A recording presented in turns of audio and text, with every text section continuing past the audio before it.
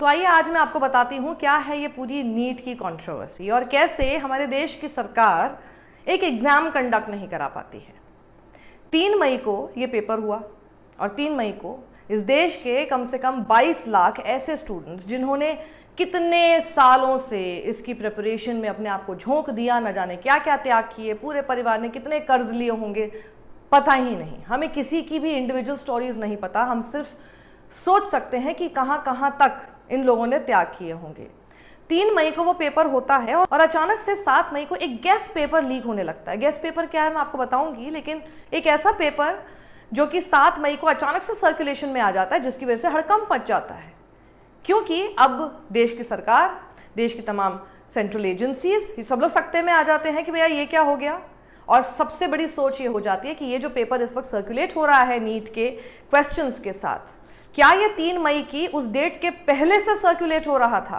और अगर उससे पहले से सर्कुलेट हो रहा था, इसका मतलब जो पेपर हुआ वो चीटिंग हो गई।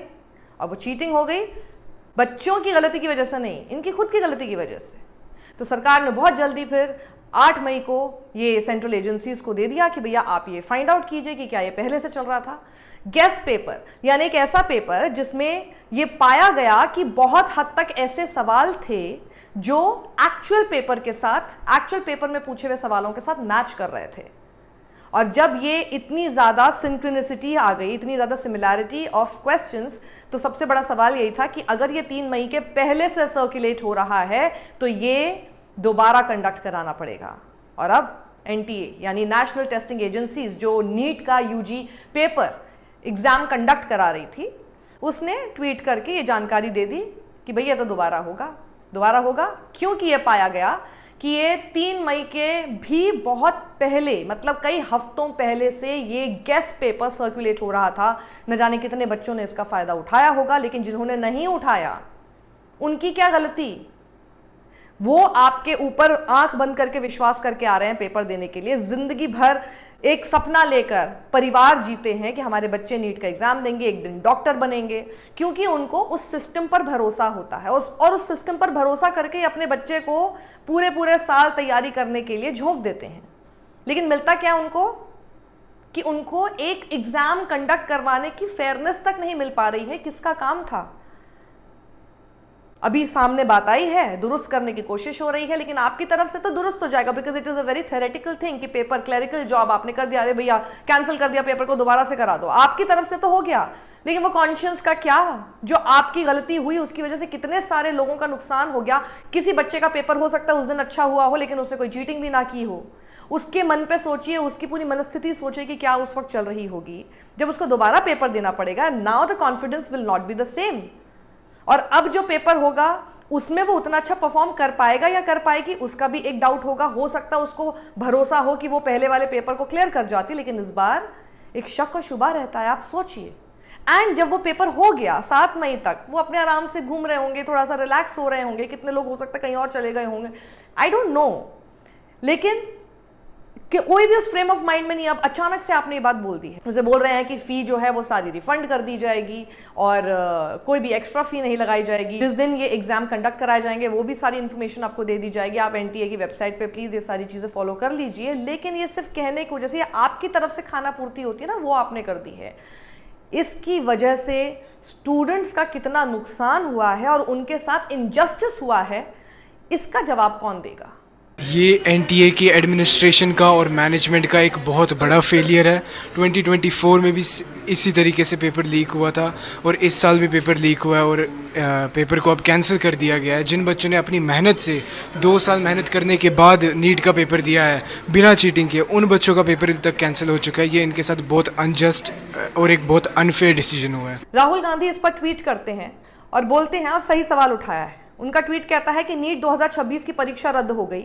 22 लाख से ज्यादा छात्रों की मेहनत, त्याग और सपनों को इस भ्रष्ट भाजपाई व्यवस्था ने कुचल दिया। किसी पिता ने कर्ज लिया, किसी मां ने गहने बेचे, लाखों बच्चों ने रात रात भर जागकर पढ़ाई की और बदले में मिला पेपर लीक, सरकारी लापरवाही और शिक्षा में संगठित भ्रष्टाचार। ये सिर्फ नाकामी नहीं, युवाओं के भविष्य के साथ अपराध है। हर बार पेपर माफिया बच निकलते हैं और ईमानदार छात्र सजा भुगतते हैं। अब लाखों छात्र फिर से वही मानसिक तनाव, आर्थिक बोझ और अनिश्चितता झेलेंगे। अगर अपनी तकदीर परिश्रम से नहीं, पैसे और पहुंच से तय होगी तो फिर शिक्षा का मतलब क्या रह जाएगा? प्रधानमंत्री का तथाकथित अमृतकाल देश के लिए विषकाल बन गया है। इसी ट्वीट के साथ मैं आपको छोड़ दी जाती हूँ। इस ट्वीट में पूरा सार यही है कि हर बार, मतलब कोई नई बात नहीं है, इस तरह से पेपर लीक पे पेपर लीक हुए जा रहे हैं, लेकिन कोई सुध नहीं ले रहा है, कोई समझ नहीं रहा है, because for them it is very easy कि दोबारा कंडक्ट करा दो। आपका क्या जा रहा है?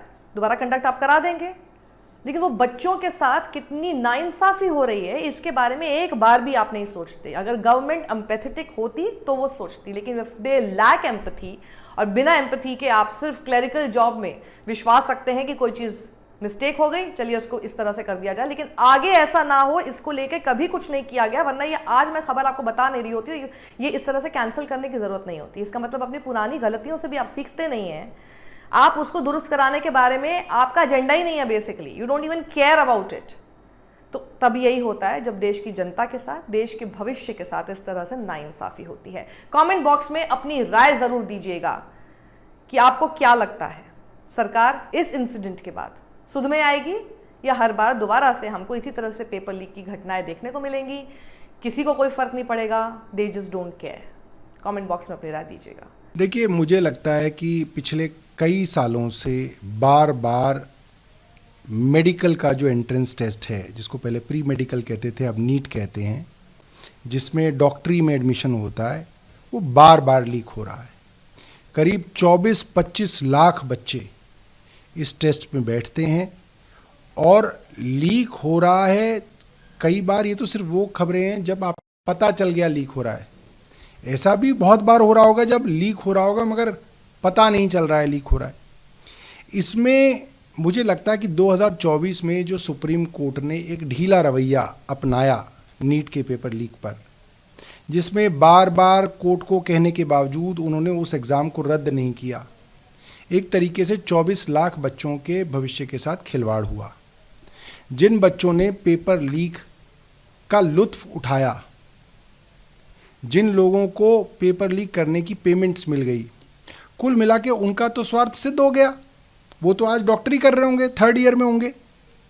तो उससे जो है एक मैसेज गया कि पेपर लीक अगर पकड़ा भी जाएगा तो कम से कम जिनको पेपर मिल गया उनका काम पूरा हो गया, और पेपर के अवज़ में जिनको पैसा मिल गया उनका काम पूरा हो गया, बाकी लोग भाड़ में जाएं।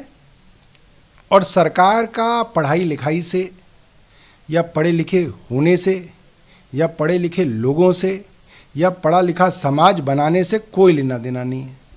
ये सरकार तो वो है जिसमें प्रधानमंत्री की डिग्री तक पे सवाल है। तो ऐसे में अंधेर नगरी चौपट राजा, और ये देश के सामने उसके जो है रिजल्ट्स हैं। सत्यमेव जयते।